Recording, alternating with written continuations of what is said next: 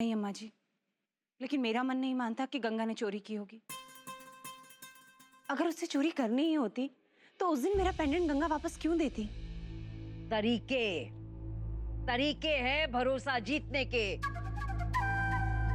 पर तुझ पर ना बहुत दया आती है मुझे, तेरी बुद्धि पर। 2 बच्चों की माँ होने के बावजूद भी तू घर गृहस्थी के मामले में एकदम निपट अनाड़ी। दादी इतने गुस्से में क्यों है? मम्मी को डांट क्यों रही है? अब तुम लोग खड़े खड़े मुंह क्या देख रहे हो? फोन करो नीरू को। अरे पुलिस में जाओ, रपट लिखाओ ताकि वो लड़की पकड़ी जाए। इसे कहते हैं दिया तले अंधेरा। पूरे शहर को न्याय दिलाने वाले वकील के घर में ही चोरी। छी छी, मुंह दिखाने के लायक नहीं रहेंगे। अब खड़ी क्यों है? फोन कर अपने पति को कि बता दे पुलिस को कि गंगा भाग गई है। भाग गई? पर दादी आपने तो कहा था मैं स्कूल से वापस आने तक वो आ जाएगी, फिर साथ में खेलना। क्या बताऊं लल्ला, सबको लगा कि वो घर में ही कहीं होगी, पर बाद में पता चला कि अम्मा का लॉकेट चोरी करके वो भाग गई। मतलब चोरी की गंगा ने? पर वो तो इतनी छोटी सी है। तो क्या हुआ भैया जी? बड़े बड़े चोरों की टोली में काम करती होगी ये लड़की। घर घर जाकर अपनी मीठी मीठी बातों से बहला फुसलाकर माल मट्टा लेकर फुर हो जाती। अब अपना अपने कमरे में जाकर देखो, कहीं आपका खेल खिलौना तो लेकर नहीं भाग गई वो। मेरे टॉयज संभाल के मेरे ला।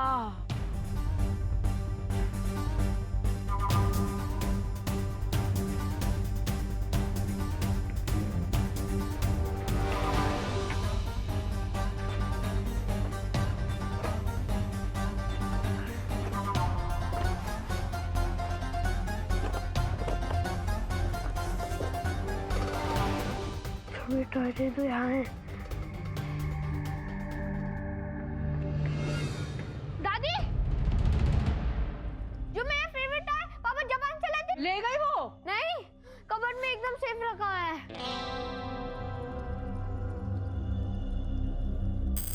अम्मा जी, बुरा मत मानिएगा, पर बच्चे के मन में ऐसे शक पैदा करना ठीक नहीं है। ये शक नहीं बहू, इसे सतर्क होना कहते हैं। तो खुद तो नंबर 1 की लापरवाह है, चीजें इधर उधर रख के भूल जाती है। अपने बच्चे को ये भी ना सिखाए कि अपनी चीजों का ध्यान रखे।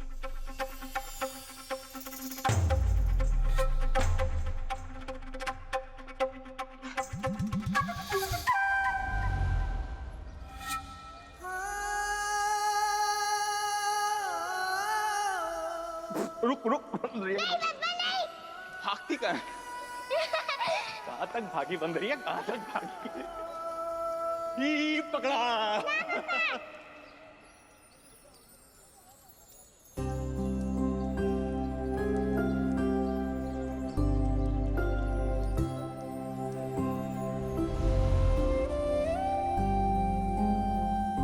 अब लग रही है ना हमारी बिटिया बिल्कुल राजकुमारी।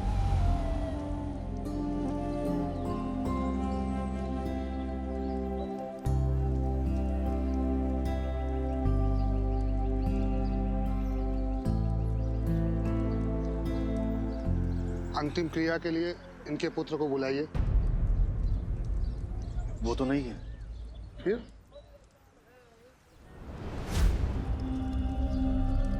नहीं बिटिया, अंतिम संस्कार बेटियां नहीं करती, ये अधिकार तो सिर्फ बेटों का होता है।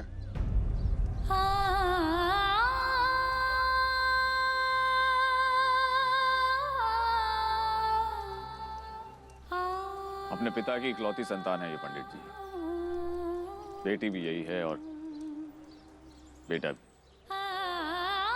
इसे ही करने दीजिए। ऐसा कभी नहीं हो सकता निरंजन बाबू, हम शास्त्रों के विरुद्ध नहीं जा सकते।